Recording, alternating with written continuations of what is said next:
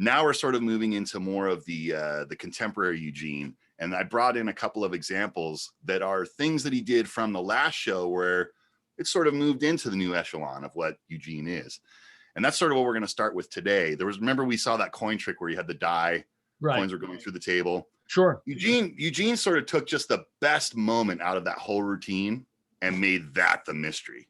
And it's a real good examination of just understanding how, Eugene sort of, I guess the best way to put it is sort of like what his process is, It's a little bit of DNA. Yeah, a little bit of it, just so you can get a taste of it and maybe use that to influence your own thinking and your own way of doing things. But let's take a look at this. Let's get this thing up here and let me make sure we have enough volume so you can hear what we have. And here we go. All right, so this is... Another question that people ask me a lot is kind of a fun one, and that is whether I hide things in my beard. It's a legit question. It's a legit question, yes. Well, I do. I hide these in my beard. And yes, I mean, imagine right there, we have some imaginary powder. Okay. Yes. And if you take the powder, just a pinch of it, and sprinkle it over the cigarette disappears. Yes. And that's sort of an ecological theme for the present moment. To stop smoking. To stop smoking. Oh, let's see. I've always been a... Yes, can we pause right there? I've always been a fan of... Yeah. Just before we move on. Yeah. That right there is a perfect lesson in misdirection. Right. It's just set up perfectly, right? The whole thing, he tells you exactly where he's going to go and exactly what he's going to do, and then he does it and you don't see it. That's it. It's just perfect. Go ahead. I'm sorry. I didn't want to. No, it's good. It's good to point out. Carnival games. And this is a kind of interesting one. I've got 4. These are like premium coins commemorating the Statue of Liberty. So there's a little message on one side, and on the other side there is the a Statue of Liberty drinking a quart of oil. You have to look carefully. Well, first I'll do this. I call this the 3-coin trick. In fact, I call it the 3-coin mystery. Okay. But I'm going to do it with 4 coins. That was... Yeah. Well, there are 4 coins there, yes. So, here. The first coin goes into the hand. The second coin goes into the hand. The third coin into the hand. The fourth, no. This is a mystery with 3 coins. Very good. Yes. So you see what I mean? It's just that one final phase from that coins to the table thing. So you're just getting that pure vanish. It's just such a clean vanish of 3 loose objects. I love it. The first thing I thought of as I was watching this compared to what we saw the last time was a lot earlier. Eugene Burger. And you could still see, I don't mean to take anything away, but it was a pretty standard presentation of the sponge balls or just kind of a very straightforward presentation. Totally. And I think the biggest thing about it was I didn't feel like he was present with those people there as much as he was performing a piece. That's right. And that was now sort when of you the look point at of bringing this, those in. Yeah. And now when you look at this, he's present here, right? He's having a conversation. He's real. He's not in any hurry. There doesn't seem to be a script, even though there is one, I'm sure. That's right. But it doesn't seem to be. It just seems like I'm having a moment with this guy at the table, and that's, and that this is the thing. You know what I mean? Before it seemed to be like he was following the pattern of this is what it is to be a close-up magician. You do this routine, you do this routine. And you got to get in all those lines, you got to get in all those phases because that's what it takes to be that guy. That's right. And now we're at a point where he sort of like learned everything you need to learn to be that guy. He sort of put a pause on it and examined all that and said, well, what is it really to be that guy if I'm really boiling it down? And how do you get rid of the schmaltz and the unnecessary, right? I look at it just a little different. I think between then and now, he's found himself a little bit. Like he knows Sure. who he wants to be in that Sure. situation, and he's just kind of crafting his. I think it's the same thing. I think it's Probably, yeah. knowing who you are, looking at your material, trying What to you're get the two to comfortable with, what you You want them to reflect. Yeah, you want your absolutely. material to be a reflection of who you are, right? He's Man, trying I'm to telling trying you, to get that. that's what's so awesome about these afternoon astonishments. You know what I mean? That little realization right there. Yeah. You know, just to see that change takes place is kind of like a, you know, it's like a flare. It's like, hey, Right. this is how you get on the path. You know, That's this is right. what you do. And this is when he had things to say. This is when it was important, when he, you know, because before he was a close-up guy that was in Chicago that was getting a lot of attention because he was a good performer, right? And he was working. Right. And after that, it became, he was writing books and he was starting to get into more, as opposed to how, more of why it works, right? And I think that was the self-examination that we're talking about, because he was also studying theology, right? He was a professor of theology. Right. I So forgot about it. I thought it was philosophy, but you're right, it's theology. yeah, it could be philosophy now that I'm thinking about it. But either way, I mean, he's doing a lot of self-examination. He's looking at his life. He's looking at this thing he loves, this performance art that he loves, and trying to get it more on par with what life really is, right? He was getting more into bizarre magic. He was doing things that were more real. Right. And I think that's what we have here. So let's continue on with this. Yeah, let's go to, there's sort of another part to that coin trick. And this is just a great continuation of it. Just so imagine we're at the point where the 3-coin mystery just occurred and 1 coin's left. We have a coin that has, we'll call this heads because there's the head of the Statue of Liberty, and the other side is called tails because, well, in this case, I don't know why it's called that. I guess because it's not heads. Here's a game.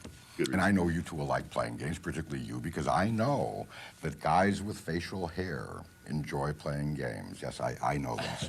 So here's a game. And it's a game that has been used for many, many years to swindle people. You're going to swindle us. Yes, I think that's the idea. Here's the idea. We'll call that tails and that's heads. In fact, I'm going to move the carpet so that you can see this a little clearer. The coin is placed flat on the table and it is covered with, in this case, one of my business cards. The business card is covered with the glass. And the glass is covered with several paper towels. And the idea is that there's no way that you can see that coin. And if you can see the coin, my darling, I don't want to play the game with you, but here's the game. The coin is put flat on the table, covered with the card, and if you say heads, tails will be on top of the coin and you will lose. If you say tails, heads will be on top of the coin and you will lose. In other words, grim as it sounds, whatever you say, you lose. And I can do this 1,000 times. Okay. What do you say? I don't remember what you put it on. Well, I didn't tell you, right. Oh, okay. That's what makes it a game. I'm going to say tails. Tails. So I have to make heads on top. Right. How do I do that? Magic. No, you see that little movement? You see, you would not have even noticed the movement if I had not pointed it out to you. But that is the movement that's important. Now, I will not even touch the coin. You said heads, or you said... What did I say? You said tails. I said tails. You will see that heads are on top. Yes? Wrong. Well, this is so that she's willing to put up money. You see, well, we'll try it again. Here, heads or tails? What do you say? I say heads. And you see the tip. It's heads. You're very good at this game. One more time, heads or tails? Heads. Heads. Here, hold your hand out like this. Okay. Ready? You're really good at this. You got her good. And I got it wrong, too. See that? Just what I think that's Slidini, am I not right? Or is it Scarney? The glass. There's lots of versions of that. I must admit that's the first time I've seen someone hold out for like a couple phases like that. Never seen that. Never seen that. There's like nothing to go back to, right? Yeah, the glass through table was my high school, that was my high school diner trick. That I would do all the time. It's a killer. It's a If killer. you don't do that trick, you need to do that trick. That was my impromptu trick that I could do anywhere, anytime for years. Always. It's great. Great trick. And You I get love credit his for little doing take so on much it. more. Yeah, I love the little take on it, really making it focused about the coin and what's the condition of the coin, is it heads or tails, which just gives you so much cover. Business card for Oh, extra it's in cover. play. It's in play, but I love when It's you a get your red business card herring. in It's a play. red herring. It's a little bit of smoke, but it just adds so much more. So there's more things to focus on. So when that steal happens, there's not much to notice because you got to lift that card to look at the coin, and that's good. A lot It's going got a lot on. going for it, man. That's a lot going for it. Jeff says he uses a salt shaker. I've done that too. Totally. Yeah, Yep, did that too. Yeah, it's great. Yeah, I played with the vanishing the salt shaker. Like it just would vanish and it would be gone, and I'd have it show up places. I hate to sound like when I started out in Magic, the old guys were saying exactly what I'm about to say. Right? So now I'm the old guy.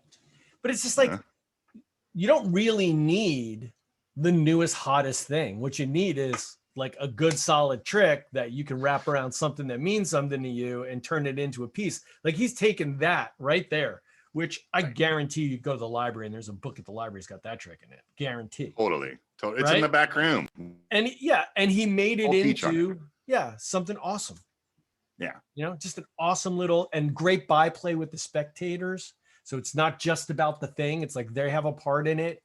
It's fantastic. The woman's actually playing. She's invested because the glass vanishes. And what does she say? Oh, and I got it wrong too. That's how invested she is in it. Totally. It's brilliant. Totally. Absolutely brilliant. Good. All right. So let's take a step in a different direction. We're going to see Eugene.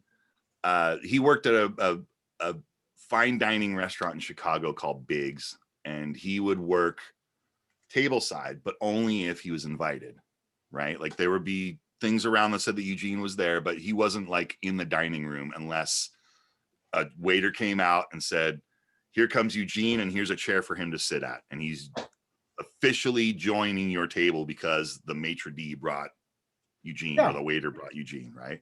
Otherwise, he was in the downstairs part of this restaurant, which was the bar, the lounge, right? And he would work behind the bar. So that's what we're going to see now is sort of his opening to being in the bar. So let's take. I don't think I've ever seen this. It's really, really cool. Okay, let's here we go. Full screen. So you didn't ask me the question everybody asks me. Do I hide things in my beard? Well, of course I do. Otherwise, why would you have a beard?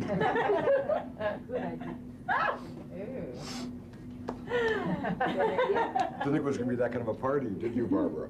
I didn't really do that. I didn't do that. I put it under my beard. Watch that. Barbara, tell the matchbox to stand up. Stand up, please. Not bad. Great. Tell it to fall down. Fall down. Much easier. Tell it to open. Open. And you can check that out. I'll use this lighter. That's great. Do you smoke cigarettes? Yes. Great. What about you? On occasion. Mm-hmm. Not fanatic either way. This is a starter cigarette for you, Barbara. Thank This is actually difficult to do because the cigarette is lit.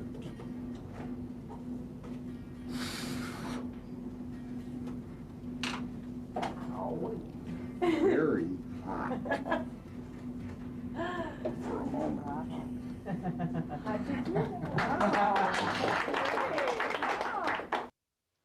Great little opener.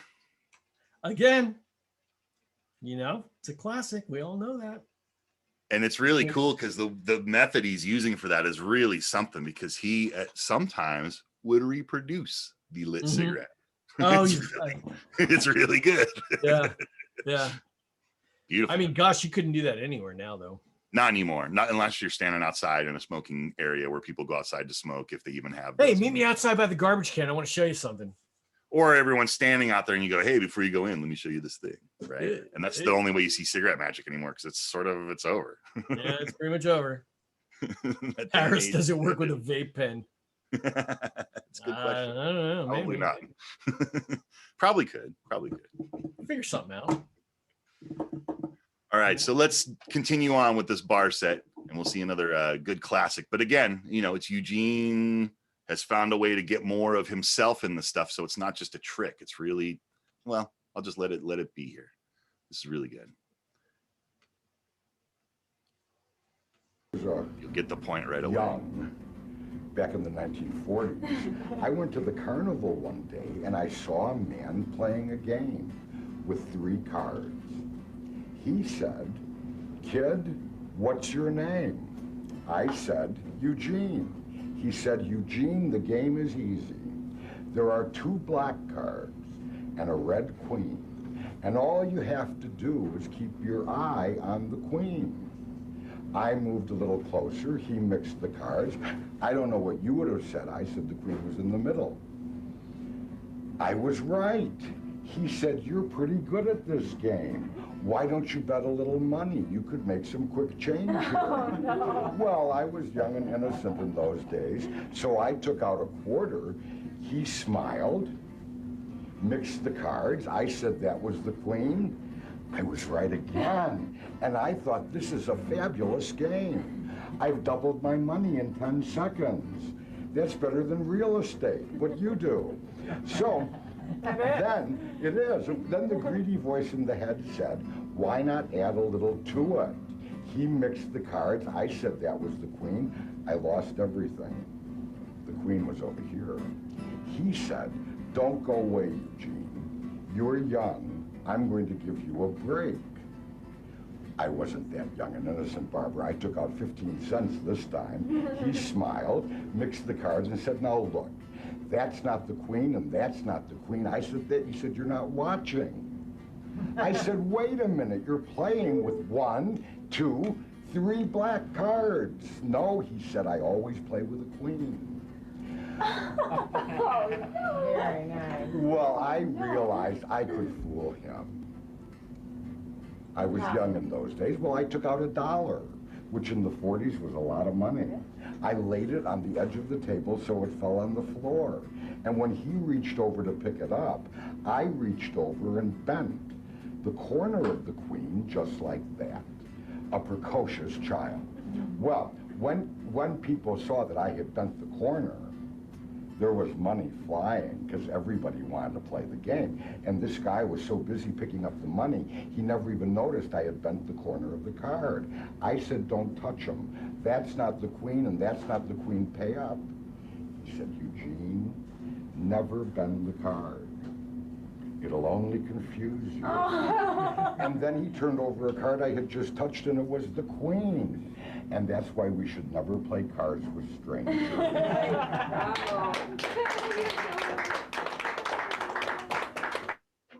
Beautiful.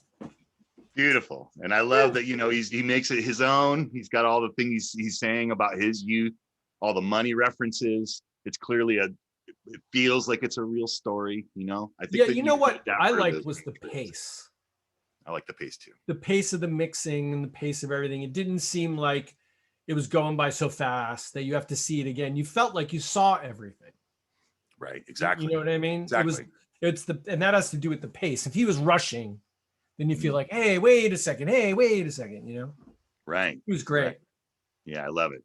Yeah, you don't ever feel like you're in question. He's showing you everything he needs to show you, so you're right there with him, right? It's good. So let's step out of the bar, and we're going to go into sort of just the lounge area, and we're going to see Eugene Berger do a really great I don't want to say what it is. It's a very good standard of card magic. You'll get the point right away. But let's get this thing going on here. Can we get a drink at the bar before we go to the lounge, or do they have drinks there? Go ahead. All right. We'll wait to start. Oh no, it's okay. John, do you play with my cards? Yeah. Here, take the deck. Spread the cards so the faces are toward you, but hold them up because I will look if I get a chance. I can't help it. You see many cards there, don't you? Yeah. Take out one card that strikes your personal fancy. You have one? Yeah. I'll take the deck, you keep the card. And John, on this side of your card, write your first name. But again, hold the card up because I try to look. All right. Yeah. We cheat. Yes. Cheat. I'll take your pen, show the card to Evan. Don't show it to Michael because he might look at you with this, you never know. As I run my thumb down the edge of the deck, tell me when to stop. Okay. Start. Put the card right there, and remember the card. This is hideously stupid. Here's your question.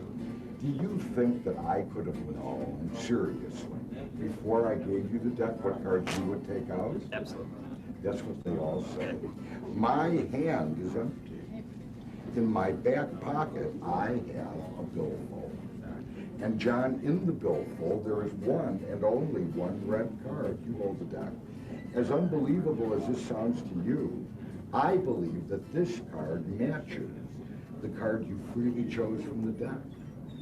What card did you take? Joker. Too easy. And that's not the best part. See, on this side of the billfold, there's a pocket. In the pocket is another billfold. Inside this billfold in the pocket is a blue card. And John, your name's on it. How about that, John? Yeah, right? That's a good one. That's a real good one. You're muted there. I think that's a real good handling of that effect. It's such a it looks like a mullica, I'm thinking. It's a mullica. Yep, Yep. it's a mullica wallet. Yep. And it's just a beautiful handling, and so powerful. And I'd like to point something out. Okay. May I? Please. May I make a point? Please.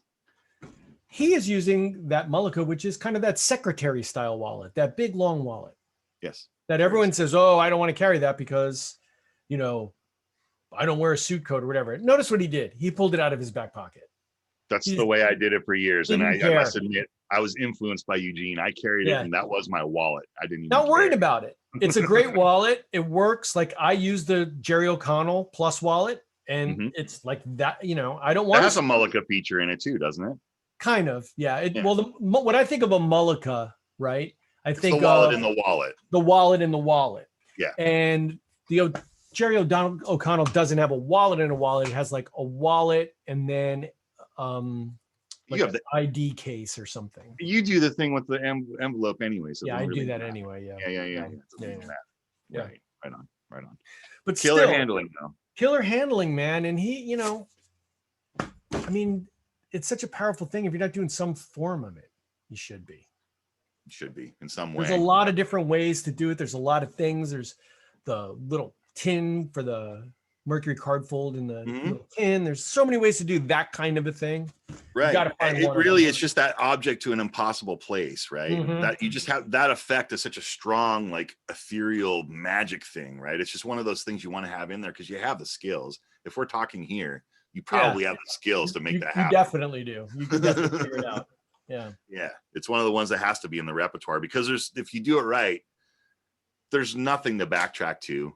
It literally is something melted in front of me and now it's over there in that thing, or it's in that thing in your pocket or whatever. It's startling good magic, man. I love that hand. Magic. So remember when we were the last of the Eugene Berger videos, this deep dive that we did, we looked at some of the stuff in earlier sort of formats, Yeah. right? Like the coin Mhm. trick, we saw it in a really early stage. The gypsy thread was the same thing, right? It was pretty much, I have a thread here and I break it into a bunch of little pieces. I roll it into a ball, give it a squeeze, and now it goes back together, right? It was like very descriptive pattern. This is, again, the Eugene that we know now. This is the way you would have seen Eugene doing gypsy thread. And he doesn't call it the gypsy thread. The title that he gives it is the cosmic thread, and you'll see why in just a moment. I think it's pretty wonderful. This is really fun.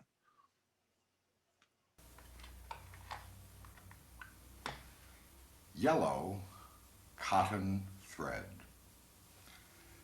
a single length, which will represent the entire universe.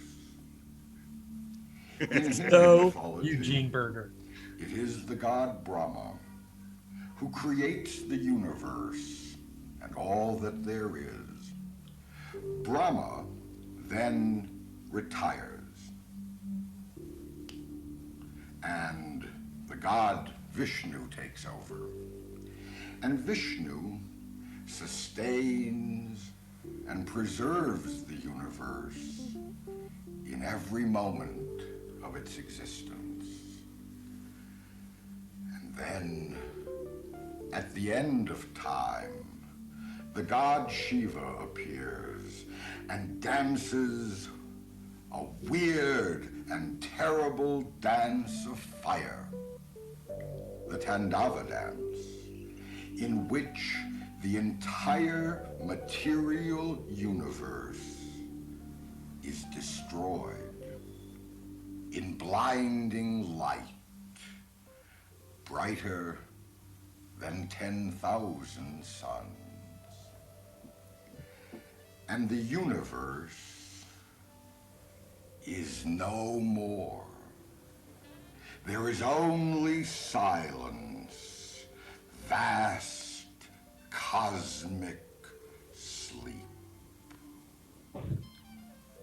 And out of this cosmic sleep, Brahma wakens himself again.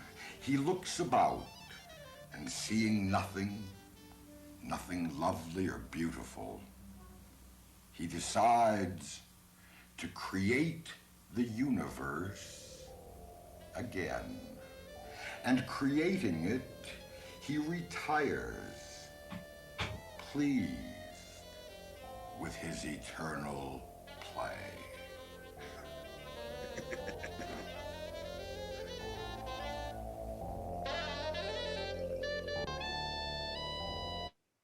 There you go. There you go. There you go.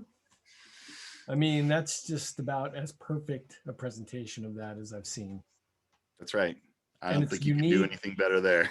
It's unique, you know, it's I mean, really, it's just the refinement of that effect. Great story. Mhm. It's perfect. There was nothing wrong with the way he did it before. Technically, it was perfect. Everything about it was great. But that grabs you by the collar and makes you go, hey, check this out. Mhm. And that's, when you can get magic to do that, it's pretty wonderful. And the beautiful justification of the flame. Right? And then having it there to blow out at the end to mark the end of your routine. I mean, it's just so great. Great. Everything about it is just great. Right. It's Really love it. It's like a stage piece on a table. Yeah, Right? it really is. Yeah, it's really great. Really cool.